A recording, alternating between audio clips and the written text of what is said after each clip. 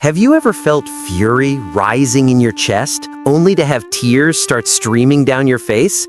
You're not alone. Crying during anger is one of the most frustrating emotional experiences. It can make you feel weak when you want to feel strong, vulnerable when you're trying to stand your ground.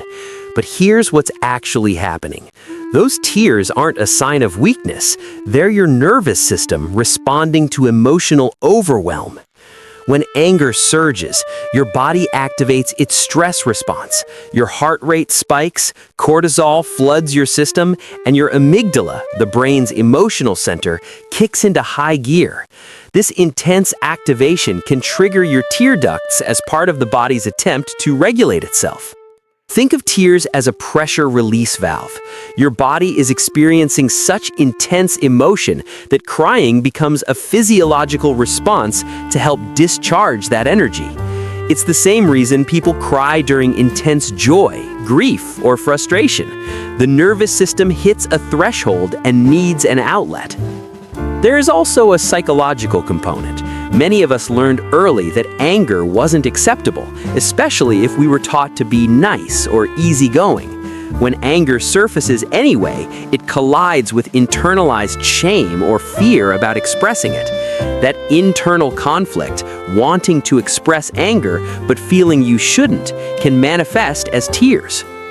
Crying during anger often leads to a secondary problem. You become angry about crying, which creates more distress, or others dismiss your anger entirely, focusing only on your tears.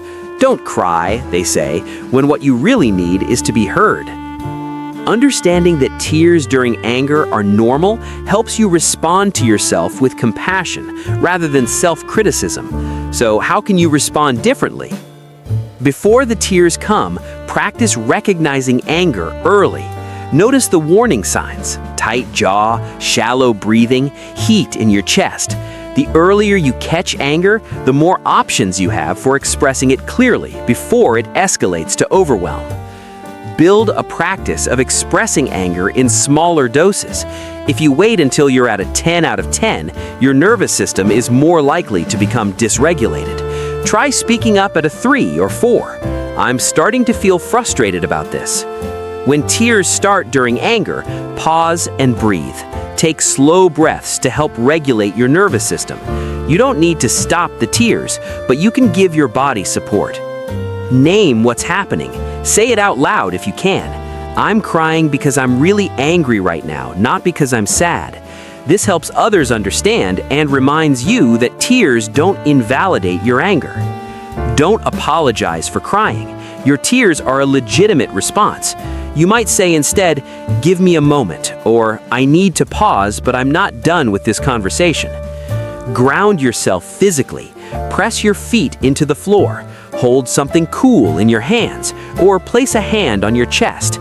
These sensory actions help your nervous system settle. After the moment passes, reflect on what triggered such intense anger. Was it the specific situation, or did it touch on something deeper?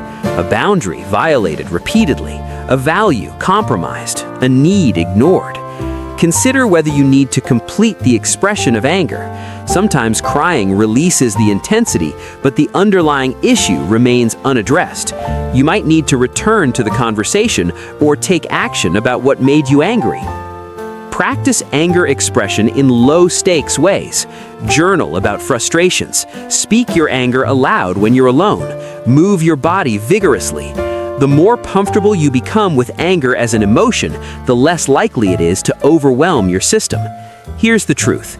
Crying during anger doesn't mean you're too emotional or that your anger isn't valid. It means you're human, with a nervous system that responds to intensity. Some people yell when angry. Some become silent. Some cry. None of these responses makes the anger less real or less deserving of attention. Your anger is information.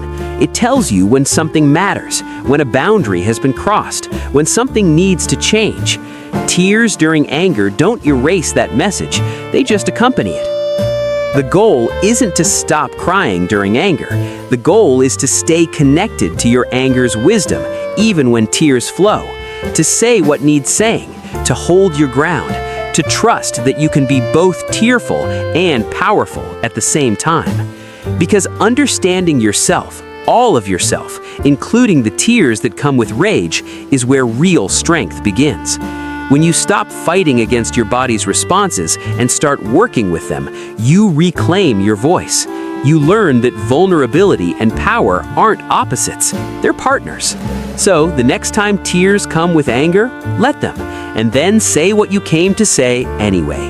Your anger deserves to be heard, tears and all. That's not weakness, that's courage.